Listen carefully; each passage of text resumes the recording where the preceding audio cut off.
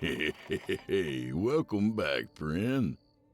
Hey, I don't know if you track all the holidays like I do, but you'll enjoy this one. It's National Clean Your Room Day. Come on in. Wait till you see the place. I've been working real... Son of a bitch. Real funny, Clarence. Listen, I swear I had the place spotless, and this damn poltergeist went and messed it up again. Oh, thanks a lot, Chester. Way to blow up my spot, scaly prick. Ooh, it's the Crimson Hour here at the Weekend Abode, so we'd better get started. Because when that last lick of life fades away, it's going to be you, me, and whatever's waiting in these walls for the lights to go out. Hey, our tale tonight is brought to you by author Frederick Pangbourne. Now, Frederick has sadly passed on, but he's left a great body of horror in his wake, and we mean to keep his legacy alive. So without further delay, from our old pal Frederick Pangbourne, I give you Grandpa Gavin's Grave.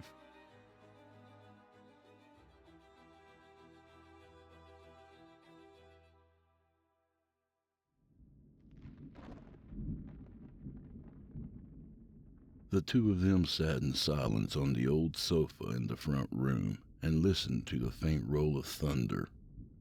Like the blaring of some ancient battle trumpet echoing in the distance, it announced the coming of the advancing storm that was steadily making its way from the east.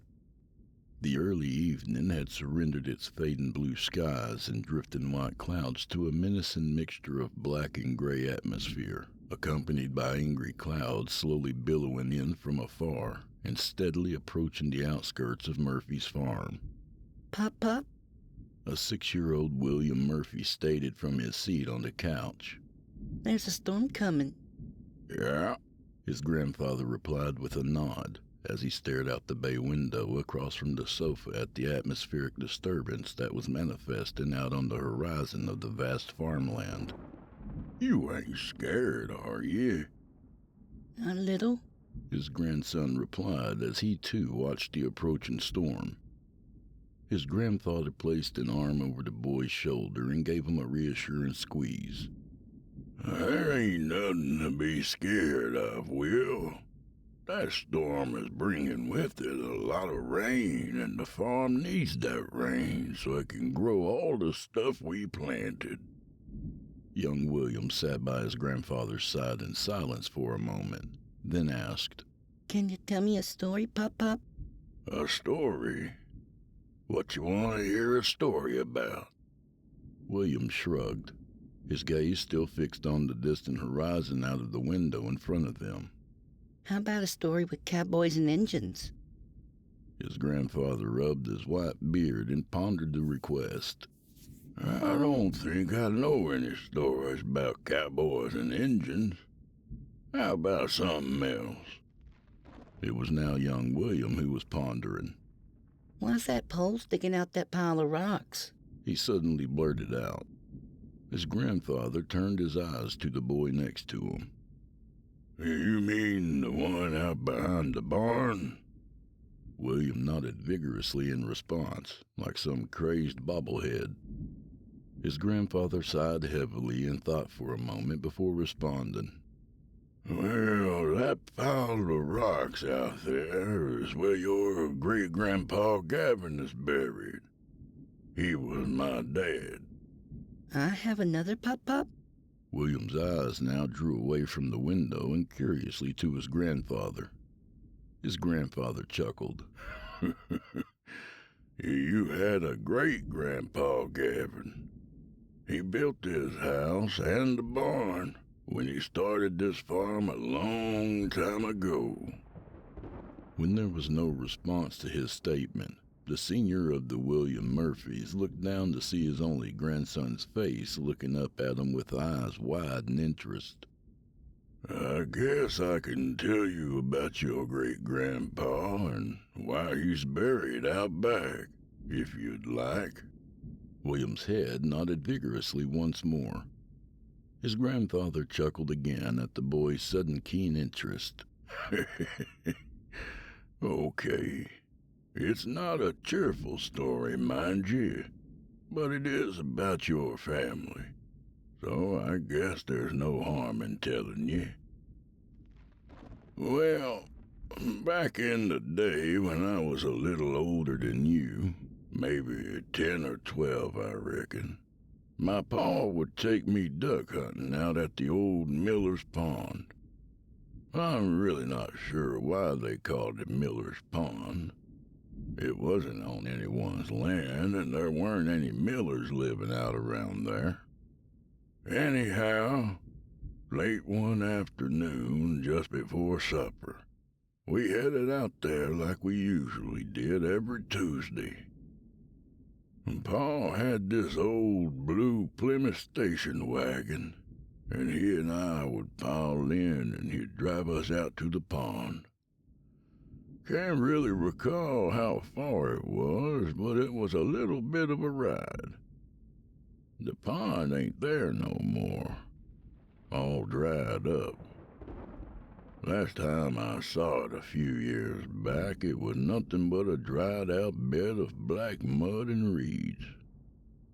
Well, we get out there before the ducks would swoop in and put on our hip boots and grab our guns.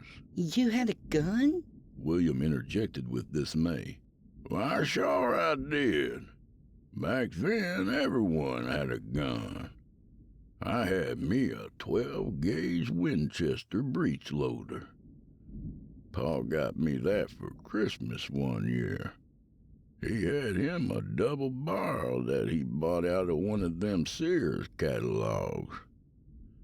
Anyhow, we waded out there into the pond and hid behind some thickets not too far from the pond's edge, and waited. After a while, just as the sun was getting ready to set, those ducks started coming in. You could hear them in the distance as they flew in, getting ready to settle on the pond for the night. We stood crouched in the water watching them fly in one at a time. Before you knew it, there was a good 8 or 10 of them all settled on the pond, paddling around and quacking. The senior William let out a burst of imitation duck calls to give some audible form of special effects to his story, and this caused his grandson to squeal in delight as he mentally envisioned the scene. Well, Pa and I picked out the ducks we was gonna shoot and aimed in on 'em real good. But before we could pull those triggers, this noise filled the air around us. It started out as a faint whistle, like the kind the factory blows in town during quitting time. Except this whistle was growing louder and louder. It soon got so loud, the ducks even flew off, leaving us standing in that pond all alone. We was a-standing there looking all around when Pa caught sight of it and pointed up at the sky. At first I couldn't see a thing. Then I saw it through the branches we was hiding behind. Something was falling out of the sky and was screaming like an angry eagle as it came down. There was a trail of fire and black smoke behind it as it fell to the earth. We both stood there all slack-jawed as we watched it. We ain't never seen nothing like that before, nor have I since. We watched it all the way until it dropped below the trees and landed with a loud, thunderous crash that shook the ground, even from where we stood. It even sent ripples all along the pond when it hit, and caused some leaves to fall from the trees. Pa said he had an idea where it fell to, and we hurried up out of the water. We tossed the shotguns in the back of the station wagon and hopped in with our hip boots still on. Pa drove as far as the road would take him, and then we had to park and walk the rest of the way. What was it, Pop-Pop? Young William interjected again. his eyes wide in amazed anticipation. "I'm getting there. Don't rush the story now." His grandfather thought for a moment as he scratched the back of his head, then recalled where he had left off. "Well, we crossed through a bunch of trees along the road and came upon this open field, and sure enough, there was smoke coming up from the ground where it had landed. Pa could track anything, and he sure enough had tracked that thing through the sky. That thing landed so hard it left a small crater where it hit. The ground in the hole and around it was all scorched black, and some spots were still on fire. And you know what was in that hole?" His grandson shook his head vigorously. "There was a purple stone in that hole. It was about the size of one of them basketballs." He held out his hands to show the boy the approximate size. "Now, this wasn't like some stone you'd find in a field or on the side of the road. No, sir. This stone looked like a giant diamond or some type of jewel like that, except it was a brilliant color of purple. I ain't never saw a color so beautiful before in my life. It seemed like the stone was glowing with the color. Pa and I stared at that pretty stone for a while before he stepped into the crater and held his hands out over it. I guess he was seeing if it was giving off any heat. It must have cooled off, 'cause Pa reached in there real slow-like and touched that purple rock. He laid his hands on it and looked up at me and smiled. I asked him what it felt like, and he said, 'Boy, I can't even form the words of what I'm feeling right now. It's like electricity, except it feels good.' I smiled back at him, 'cause it wasn't that often that you'd see Pa so happy and smiling like that. But that smile didn't last long.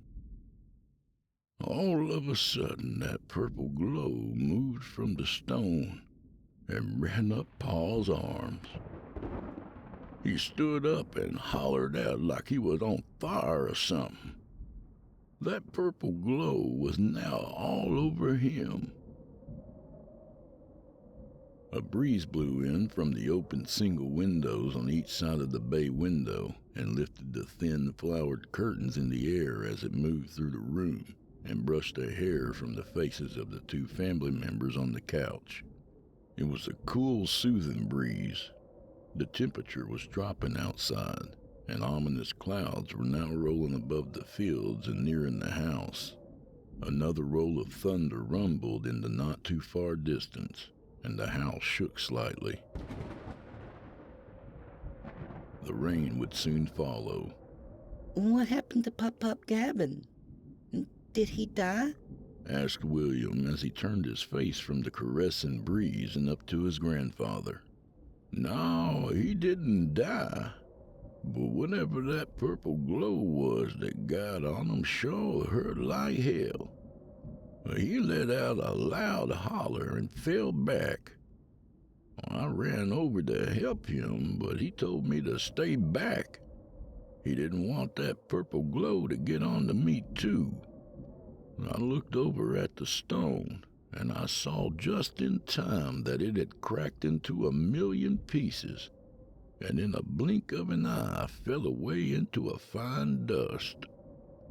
And there was nothing left in that blackened hole but a pile of purple powder. By the time I looked back at Pa, he wasn't glowing anymore. I didn't know it then, but whatever that purple glow was had soaked into him. Well, I helped him up and walked him back to the car. He didn't look too good. His skin was cold, but he was a-sweating like a whore in church. A what? Young William cut in. Forgetting the age of his audience, his grandfather simply continued, restraining the smile that begged to emerge from the boy's question. He could barely drive back to the house. A few times I had to reach over and grab the steering wheel when he started to veer off the road.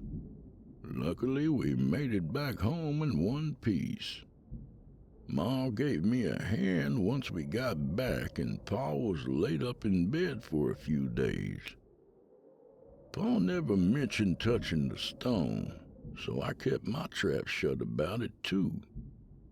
Ma just thought he came down with a touch of the flu, so we left it at that. After being in that bed for a few days, sweating and shivering, Pa got up one morning looking like his old self. It was like nothing had ever happened. He was all better now? Inquired young William as the first drops of rain began to fall. A few sporadic dribbles at first as a polite introduction, then the cascades of water followed. The world outside the window had taken on a darkened shade as if night were already upon them. Another roll of thunder shook the house, and the panes of glass in the windows rattled in their frames.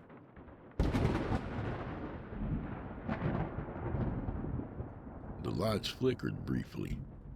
Young William edged closer to his grandfather. So was Grandpa Gavin better? He repeated. His grandfather shifted on the couch cushion to accommodate his grandson's new position next to him as he continued his tale. Paul seemed normal enough at first. He went about tending the farm chores and the animals like he had before he touched that stone. But as the days passed, I began to slowly notice a change in him. Paul wasn't quite the same. Besides the fact that his appetite died away to where he barely touched a morsel of food anymore, he was also changing in other ways.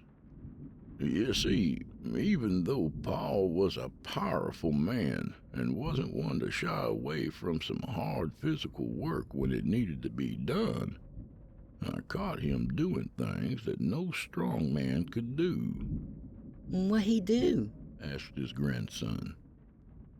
Well, I recall this one time the tractor got itself a flat tire. It was one of the small front tires.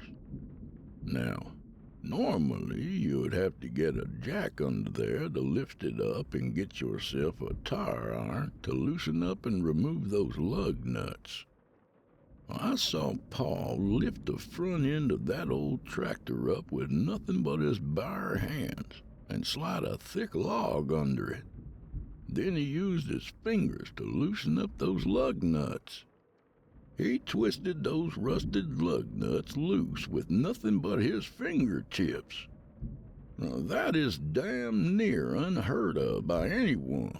But as the Lord is my witness, I saw him doing just that with my own two eyes. He wasn't even aware that I was a-watching him, but I saw it nevertheless.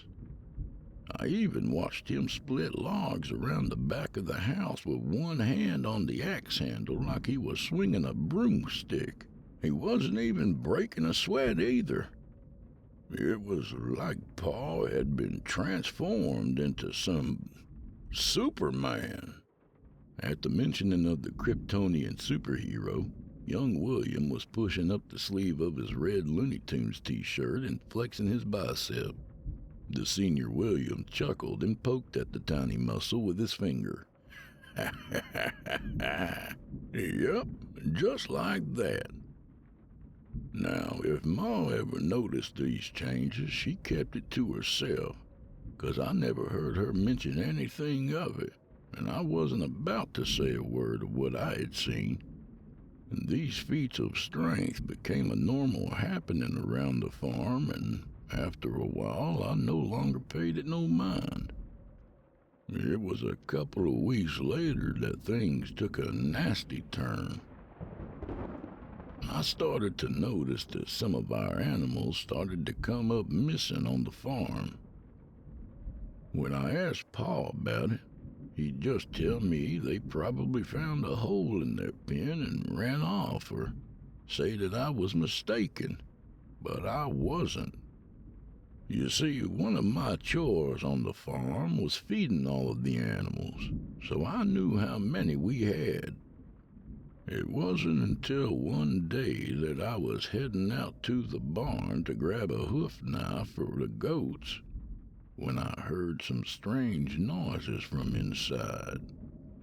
Instead of just walking on in, I peeked through the slats in the side of the barn, and that was when I saw where the animals were disappearing to. Hanging upside down from the rafters was one of our hogs. Hanging upside down from the rafters was one of our hogs. He was tied up by his hind legs as he dangled from the rope, all squealing and fussing. Well, before I knew what was a-going on, Pa pulled out his long knife and stuck it in that hog's neck, letting out a long stream of blood. That hog really started to squealing and bucking then, but Pa, being as strong as he was now, gripped that hog tight and put his mouth on the hog's neck and commenced to suck down that hog blood like it was cold beer on a hot August day. As the Lord is my witness, he held that hog tight in his hands and drank that animal bone dry. When he had finished and looked up, the bottom half of his face and his shirt was covered in blood. Young William's face grimaced in disgust at the mental picture he was forming. Why'd he go and drink the hog's blood, Pop-Pop? Was he like a vampire? Yep, just like a vampire. Come to find out, Pa had been killing and drinking animals dry around the farm for a while. The only thing, I reckon, was that when that purple glow got inside him, it changed him into something else. Something that was stronger than an ox and only fed on blood. It had turned Pa into some kind of vampire. Except he didn't sleep in some coffin and wasn't afraid of sunlight, like the ones on those television movies. He acted just like you and me otherwise. The storm was now passing directly over the house. The rain continued to fall in buckets onto the roof like the quick poundings of a snare drum, and the roar of thunder was quickly pursued by the occasional flash of lightning. The house shook and the lights flickered in response. Well, this went unnoticed for a bit, and Ma was unaware of what had been going on in that barn regularly. It was probably for the best, and I was too scared to say anything about what I had saw, so I kept my trap shut. I had this ungodly fear that if Pa ever heard me spilling the beans about what I saw to Ma, I might end up like that hog. I didn't think Pa would actually do that, but I wasn't going to take any chances. It wasn't until one sunny afternoon when Ma was out back hanging up laundry on the clothesline that I was proved wrong. Ma was looking for me and had been calling out my name. I didn't hear her because I was just coming back from playing with the ducks on the far end of the farm. I like playing with them ducks too, Young William added with a smile. I know you do. Anyhow, she went out to the barn figuring I was in there messing around and hiding from doing my chores. And that was when she threw open those barn doors and caught Pa in there drinking up one of the calves. Well, she got to hollering and screaming, and ran out of that barn like a bat out of hell. I heard her and ran as fast as I could. I ain't never heard Ma yell like that in my life, so I knew it wasn't good. I showed up just in time to see Pa coming out of that barn with blood all over him. One of the barn doors swung close on him, and he hit that door so hard it flew off the hinges. I looked over and saw that Ma had tried running back to the house and had cut through the laundry she was hanging up. She tore through the clotheslines and got all caught up in the sheets and fell. I looked over and Pa was marching over to her with a look on his face that I ain't never seen before. Like some hungry animal. Why Pa went after Ma that day, I couldn't really speculate. Maybe it was because he knew that his feedings in the barn were discovered and figured it was time to silence all those who knew about it. Or maybe that hunger got so out of control that he couldn't tell who was kin and who was food anymore. Either way, he snatched Ma up by her ankle and started to drag her back to the barn. Ma was a kicking and a screaming as she was pulled across the lawn, and I knew I had to do something. The senior William felt the grip on his arm and paused to see his grandson clutching his arm with a frightful look. Pop Gavin was gonna hurt her? Reaching out, young William's grandfather caressed the boy's face and gave him a gentle pat on the cheek. He was trying to, but not if I had anything to say in the matter. You see, I knew I had to step in and help Ma, but I didn't know how.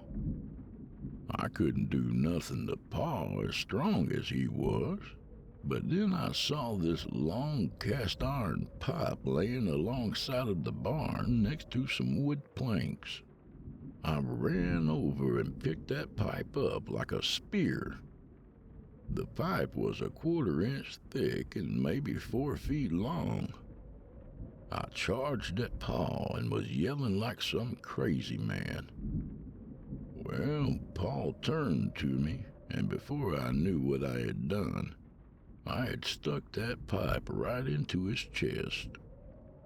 I didn't have the strength to push that pipe through him like I did, but it happened anyway. Maybe in his condition, Paul's body was softer than it should have been, 'cause that pipe went right through him like warm butter, and he let go of Ma and staggered about the yard. He tried to pull that pipe from him, but instead, he fell flat on his back and was dead as a bee in a blizzard. That pipe looked like a flagpole sticking out of him as he lay there. I'm not gonna scare you any more than I have already, Will. Wasn't my intention, but it's all part of the story and what happened to your great-grandpa Gavin. Long story short, we left Pa laying where he was. To be honest, we was too afraid to touch him. We wasn't sure if he was 100% dead just yet, so Ma and I just stood there watching him until the sun was getting ready to set, just to make sure he didn't move. It was Ma's idea that we leave him be where he was and bury him where he lay. Couldn't have Pa just laying there on the grass, so Ma and I got us some shovels from the barn and covered him in dirt. After that, we gathered up some big stones from around the farm and buried him under them too, just to be sure no animals tried digging him up. We told anyone who asked that Pa had up and left us, but truth be told, he was in the backyard, hidden behind the barn under all that dirt and rock. We left that pipe in him out of fear that removing it would bring him back to life. Kind of like pulling a wooden stake out of a dead vampire. So there he laid for all these years.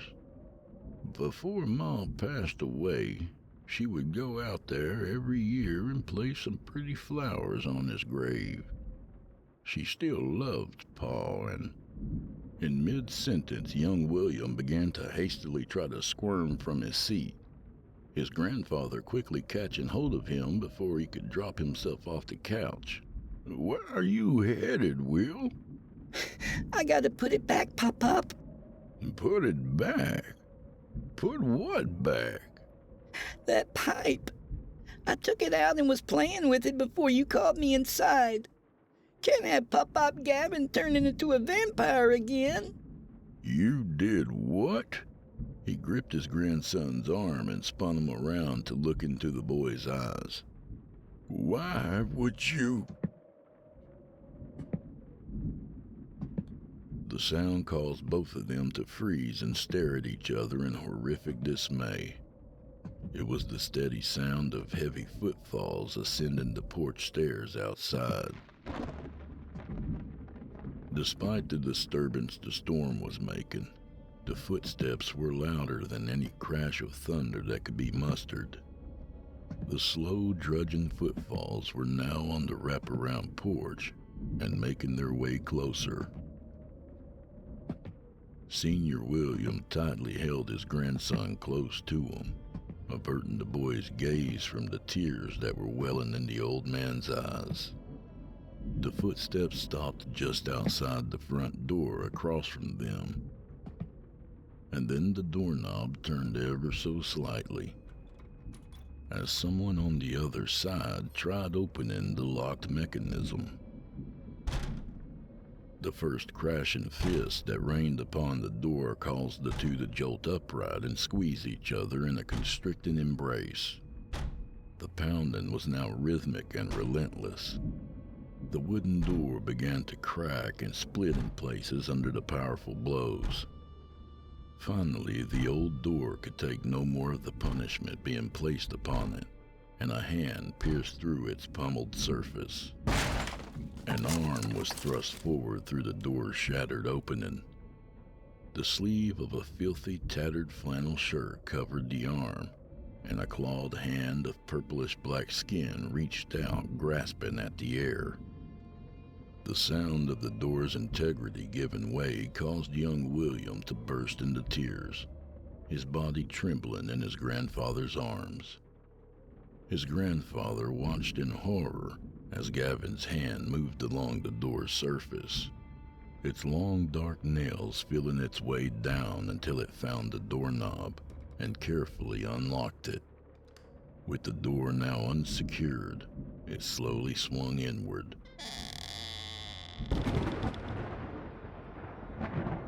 And it was then that a blast of thunder rocked the house and disabled the electricity, plunging the house into total darkness. Young William screamed at the approaching footsteps.